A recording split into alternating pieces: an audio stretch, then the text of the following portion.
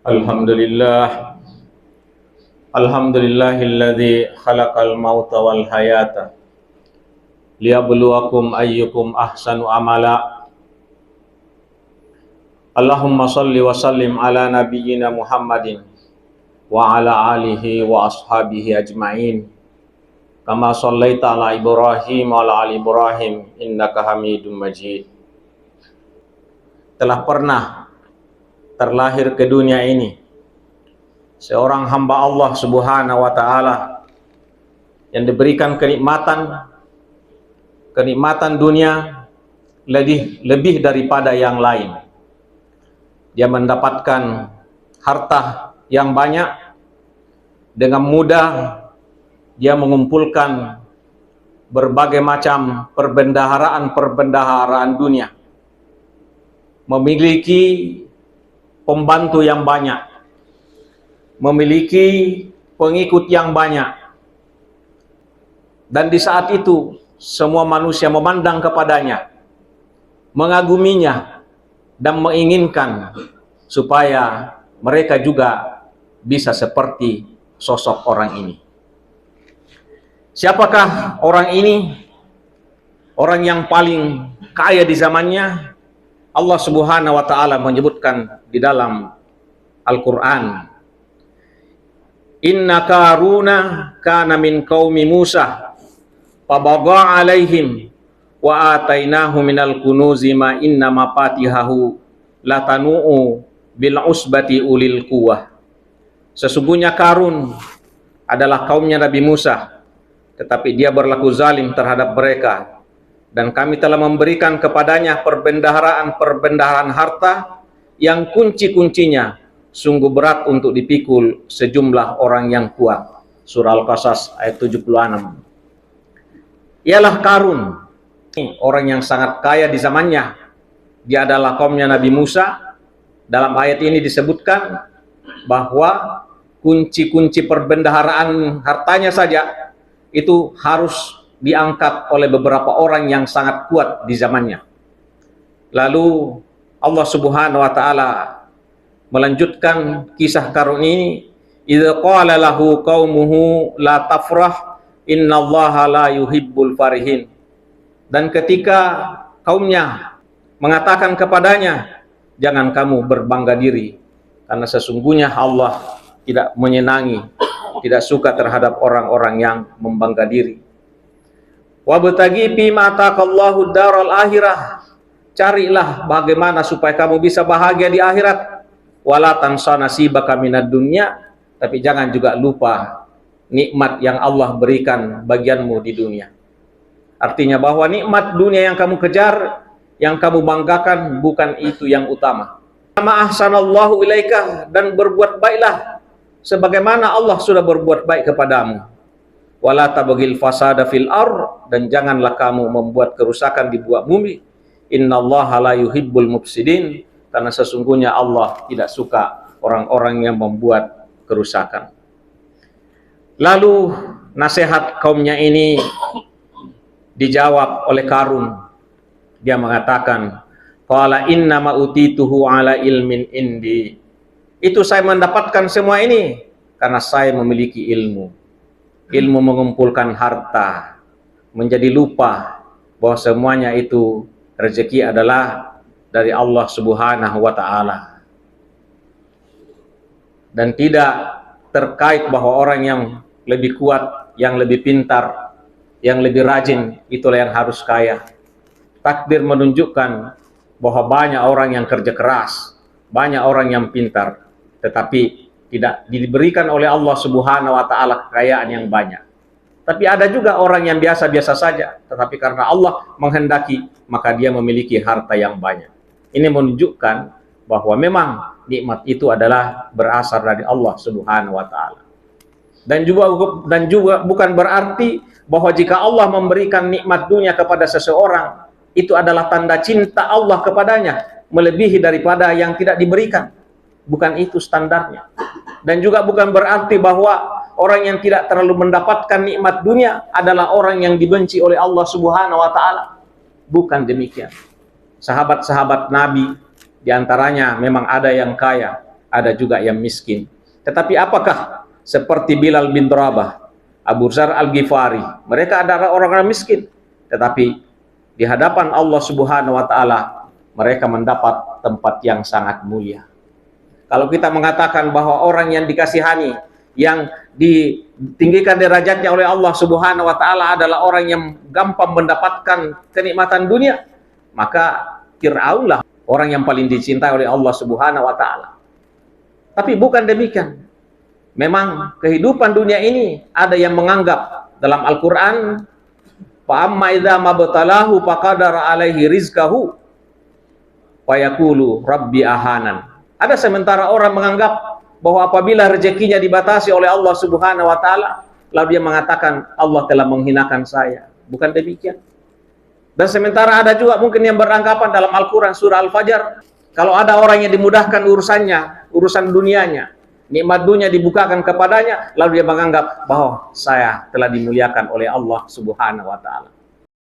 Allah Subhanahu wa taala menguji manusia. Walladzi khalaqal mauta wal hayata liyabluwakum ayyukum ahsanu amala. Dia yang menciptakan mati dan hidup hanya untuk menguji manusia siapa yang paling baik amal perbuatannya. Lalu Allah Subhanahu wa taala menanggapi pengakuan Qarun, dia mendapatkan harta yang banyak karena ilmunya, awalam ya'lam. Dan tidakkah dia itu mengetahui annallaha qad ahlaka min qablihi minal qurun, bahwa sesungguhnya Allah telah menghancurkan, membinasakan orang-orang sebelumnya, man huwa asyaddu minhu quwwatan wa aktsara jam'a, di mana orang itu lebih kuat darinya, lebih kuat daripada Qarun dan lebih banyak mengumpulkan harta daripada Qarun. Ini sudah mendapat peringatan, ancaman dari Allah Subhanahu wa taala bahwa orang-orang seperti kamu itu dulu lebih banyak hartanya, lebih kuat, sudah dihancurkan karena keangkuhannya. Tetapi apa yang terjadi? Fakharaja ala qaumihi fi zinatihi. Keingkaran Qarun semakin bertambah. Dia keluar bersama dengan pengikut-pengikutnya dan harta-hartanya. Pamer. Qala alladzina yuriduna al-hayatad dunya. Lalu orang-orang yang terlalu cinta kepada dunia berkata, ya laitalana mislama utiya Qarun. Semoga saja saya juga bisa seperti mendapatkan apa yang diberikan kepada Qarun. Innahu lazu hazzin azim. Sesungguhnya dia sudah mendapatkan keberuntungan yang sangat besar. Jadi Qarun ingin membalas peringatan kaumnya agar jangan terlalu berbangga diri dengan memamerkan hartanya. Keluar dengan berbagai perhiasannya, menunjukkan kepada masyarakat bahwa sayalah orang yang paling hebat. Lalu waqala alladzina utul ilma, berkatalah orang-orang yang memiliki ilmu, wailakum sawabullahi khair liman amana wa amila shalihan. Sesungguhnya balasan dari Allah itu lebih baik bagi orang-orang yang beriman, beramal saleh, wala yulaqqaha illa sabirun, tetapi tidak akan mendapatkannya kecuali orang-orang yang sabar. Mengingatkan kepada orang-orang yang mengagumi tadi keberhasilan Qarun, yang ingin juga seperti Qarun, sesungguhnya orang sabar itu yang mendapat nikmat dari Allah Subhanahu wa taala. Kamu jangan berangan-angan mau juga seperti Qarun tetapi tidak pandai bersyukur. Keadaanmu yang seperti ini, meskipun kamu tidak seperti Qarun, tetapi kamu bersabar menerima ketentuan Allah Subhanahu wa taala, maka itu adalah yang lebih baik. Ini orang-orang yang sadar waktu itu mengingatkan kepada pengagum-pengagum Qarun. Dan mungkin kondisi bangsa kita mungkin seperti juga saat ini.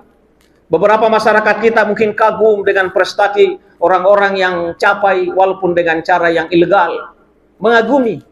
Tidak sadar bahwa semuanya itu adalah sementara. Allah memberikan itu hanya pinjaman bagi setiap manusia. Kalau bukan hartanya meninggalkan dia, maka dia akan meninggalkan harta. Tidak ada kejayaan yang langgeng di dunia ini. Semuanya akan berakhir. Dilanjutkan pada ayat berikutnya, janji Allah Subhanahu wa taala, ancaman yang tadi diberikan bahwa Orang-orang sebelum kamu itu sudah dibinasakan, lebih kaya daripada Anda, lebih berprestasi daripada Anda. Fakhasabna bihi wa bidarihi al-ardah fama kana lahu min fi'atin yansurunahu min dunillah wa ma kana muntasira. Maka kami benamkan dia dan rumahnya ke dalam bumi, maka tidak ada baginya satu golongan pun yang akan menolongnya selain Allah, dan dia tidak termasuk orang-orang yang dapat pertolongan. Demikianlah Qarun akhirnya ditenggelamkan oleh Allah Subhanahu wa taala ke dalam bumi bersama dengan harta-hartanya. Ada hadis Nabi yang menjelaskan lebih lanjut tentang ini. Nabi mengatakan, ketika seorang laki-laki dari umat sebelum kalian berjalan dengan mengenakan dua pakaian hijau yang indah, Allah memerintahkan bumi untuk menelannya, dan dia terus-menerus disiksa dalam bumi hingga hari kiamat. Hadis riwayat Ahmad. Ini menunjukkan juga bahwa sampai saat ini Qarun masih mendapatkan penyiksaan di dasar bumi. Setelah akhir kisah Qarun yang merugi ini, orang-orang yang sebelumnya menginginkan kedudukan Qarun, yang menjadi pemuja Qarun, mulai mereka sadar. Wa asbahal ladzina tamannaw makanahu bil amsi yaquluna wa ka'anna Allaha yabsutur rizqa liman yasha'u min ibadihi wa yaqdiru laula amannallahu alaina la khasafa bina wa ka'annahu la yuflihul kafirun. Dan orang-orang yang kemarin menginginkan kedudukan Qarun berkata, aduhai, sungguh Allah melapangkan rezeki bagi siapa saja yang dikehendakinya dari hamba-hambanya dan menyempitkannya. Kalau Allah tidak melimpahkan karunia-Nya kepada kita, tentu Dia telah membenamkan kita ke dalam bumi. Aduhai, sungguh orang-orang kafir itu tidak akan beruntung. Baru menyesal setelah melihat kejatuhan Qarun, maka mulailah sadar. Dan ini kondisi yang sangat bisa berlangsung di negara kita saat ini. Akan ada suatu saat mereka akan sadar, waduh, untunglah saya tidak ikut-ikutan seperti orang itu, maka saya tidak ikut tenggelam. Jadi disinilah perlunya kesabaran melihat kondisi atau kesejahteraan bangsa. Jangan kita terlalu mengukur bahwa kesuksesan itu harus selalu dilihat dari pencapaian duniawi yang diberikan oleh Allah Subhanahu wa taala kepadanya. Tetapi Allah mengatakan, tilkad darul akhirah naj'aluha lil ladzina la yuriduna 'uluwan fil ardi wala fasadan wal 'aqibatu lil muttaqin. Negeri akhirat itu kami jadikan untuk orang-orang yang tidak ingin menyombongkan diri dan tidak mau berbuat kerusakan di bumi, dan kesudahan yang baik adalah bagi orang-orang yang bertakwa. Artinya bahwa akhirat itu hanyalah milik orang-orang yang bertakwa sebagai kehidupan yang kekal.